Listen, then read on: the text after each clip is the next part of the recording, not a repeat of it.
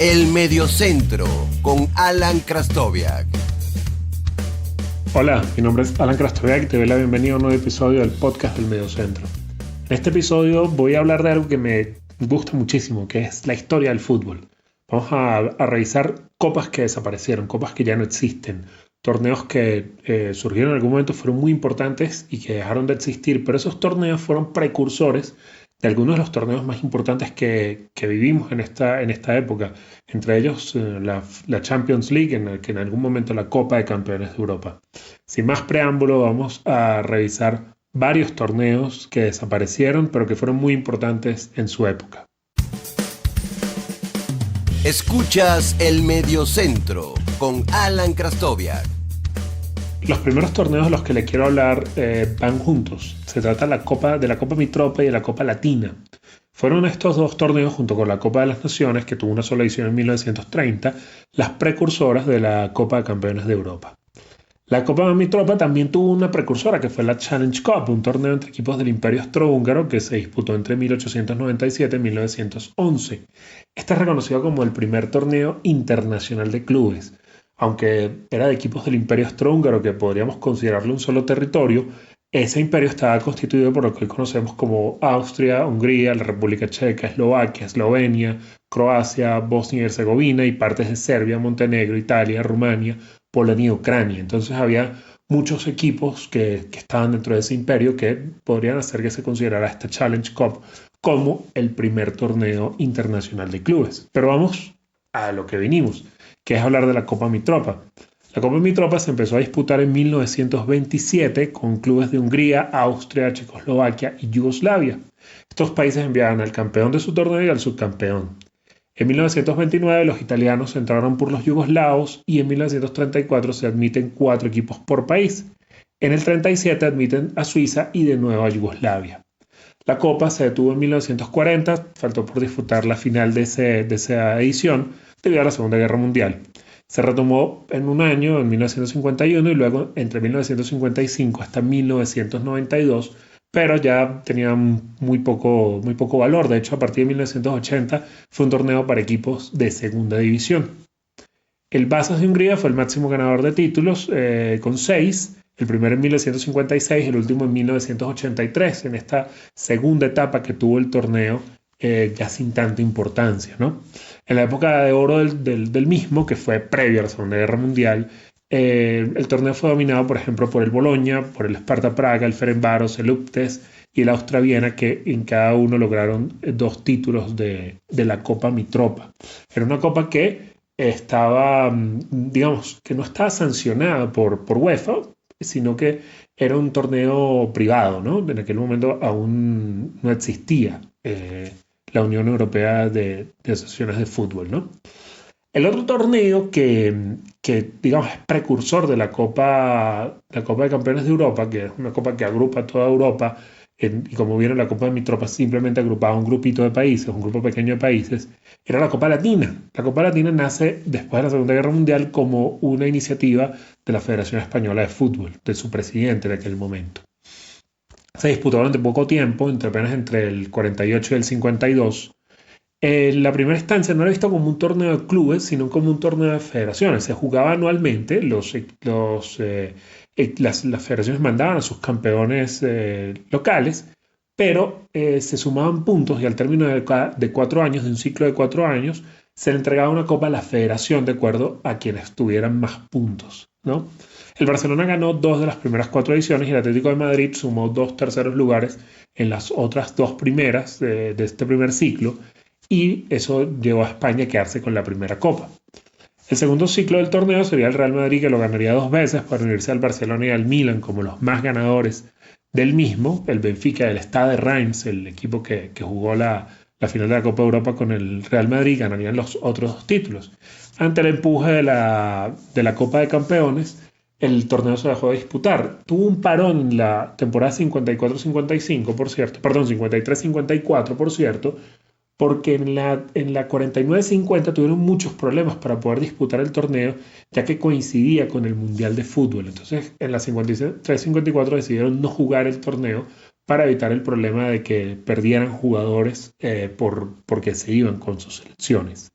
Estos dos torneos, que como ven se remontan a la Challenge Cup del siglo XIX, 1897, la Copa Mitropa y la Copa Latina son lo que se convierten en los precursores de la Copa de Campeones de Europa, hoy Liga de Campeones Champions League. Hay otro torneo en Europa muy importante que se disputó, que era segundo torneo en importancia. Mucha gente no lo conoce, se disputó entre 1960 y 1969, y 1999, se dejó de disputar hace apenas 20 años. Y era el torneo de Copa de Ganadores de Copa. Lo conocía todo el mundo como la Recopa de Europa. A esto acudían los campeones de las copas nacionales de cada país. A pesar de que la primera edición fue en la 60-61, no fue sancionado por UEFA sino hasta el 63, ya que era organizado por el comité de nuestra conocida Copa Mitropa. En el caso de que el ganador de la Copa hiciera doblete, es decir, ganara Liga y Copa, acudía el subcampeón de la Copa Nacional del torneo. Y en 1998 se dio un caso único con el Heerenveen, que fue semifinalista de la Copa de Países Bajos y asistió al torneo ya que Ajax y PSV se habían clasificado a la Liga de Campeones. Como les dije, era el segundo torneo en importancia después de la Copa de Campeones de Europa, por encima de la Copa de la UEFA, que es lo que hoy conocemos como la Europa League. El Barcelona, con 4 títulos, fue el equipo más ganador de este torneo, que empezó y terminó con italianos. El primer título se lo llevó la Fiorentina y el último se lo llevó la Lazio ante aquel recordado Mallorca. En la siguiente parte de este episodio seguiremos revisando otros torneos que ya desaparecieron y que fueron precursores de algunos muy importantes. Escuchas El Mediocentro con Alan Krastoviak. No crean que en este episodio nos vamos a quedar solo en Europa o en competiciones tan antiguas como la Copa Mitropa o la Copa Latina. También vamos a revisar un poquito lo que pasó en Sudamérica. Y un poco más hacia acá, vamos a revisar la Recopa Sudamericana Joao Havelange. Como muchos saben, Havelange fue presidente de FIFA entre el 74 y el 98. Y en este torneo que llevaba su nombre se reunían básicamente los equipos que alguna vez habían ganado la Copa Libertadores. Se disputó entre el año 1988 y el año 1997. No había méritos deportivos recientes para clasificar, sino simplemente, ¿habías ganado la Copa Libertadores alguna vez? Estabas en este torneo.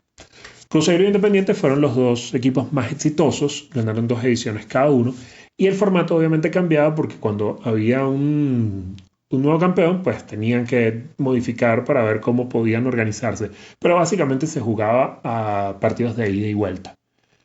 Este torneo desapareció y dejó paso a la Copa Mercosur y a la Copa Merconorte. La Copa Mercosur y la Copa Merconorte se disputaron entre 1998 y 2001. En la Merconorte participaban equipos de Bolivia, Colombia, Ecuador, Perú y Venezuela. Y en la Mercosur lo hacían los de Brasil, Argentina, Uruguay, Paraguay y Chile. La Copa Merconorte fue dominada por los equipos colombianos. Atlético Nacional la ganó 2 veces, América de Cali la ganó en una ocasión y Millonarios la otra. Solo un equipo no colombiano, el Emelec, alcanzó en 2001 la final que perdió ante Millonarios. En cuanto a la Copa Mercosur, fue dominada por los brasileños. Palmeiras, Flamengo y Vasco da Gama ganaron las primeras 3 ediciones y San Lorenzo ganó la 4ª, siendo el único equipo no brasileño en jugar la final de este torneo. Esa Recopa Sudamericana ya no lleva el nombre de Joao Havelange, pero se ha vuelto a jugar ahora entre el campeón de la Copa Libertadores y el campeón de la Copa Sudamericana. Y en ese mismo estilo de torneo donde juega el campeón de una copa contra el campeón de la otra, tenemos uno de los torneos más bonitos que existía, un torneo a un solo partido, pero que realmente tenía un sabor muy especial porque era el enfrentamiento entre Europa-América, era la Copa Intercontinental. La Copa Intercontinental se empezó a disputar en 1960 y se dice que la idea precursora de esto fue de nuestro conocido ya Joao Havelange. Si no lo conocían, ya saben que existía, que en aquel entonces, en 1958, cuando tuvo esta idea, era presidente de la Federación Brasileña de Fútbol, y le comentó la idea a Jacques Godet, un periodista francés que nada menos fue el director del Tour de France de ciclismo entre 1936 y 1986. La Copa Intercontinental también tuvo un precursor. que era llamada la Pequeña Copa del Mundo, que fue un torneo cuadrangular que se disputó entre 1952 y 1957, nada menos que en Venezuela. La Intercontinental, con algunas excepciones, ya que hubo ediciones que no se jugaron, se jugaba doble partido, uno en América, uno en Europa, en el estadio del equipo campeón de Copa Libertadores y el equipo campeón de la Copa de Europa. Algunos equipos cambiaban de estadio para ir a un estadio un poco más grande. Y en algunos casos, cuando un equipo ganaba un partido y el otro ganaba el otro, se jugaba un partido de desempate. No había aquello de la diferencia de goles. No importaba si el partido de ida había quedado 5-0 y el de vuelta 0-1, se jugaba un partido de desempate para saber quién era el campeón. Eso ocurrió hasta 1979. En 1980 y hasta 2004, que se jugó la última edición, ya se juega en Japón, como la conocida Copa Toyota, por motivos de patrocinio.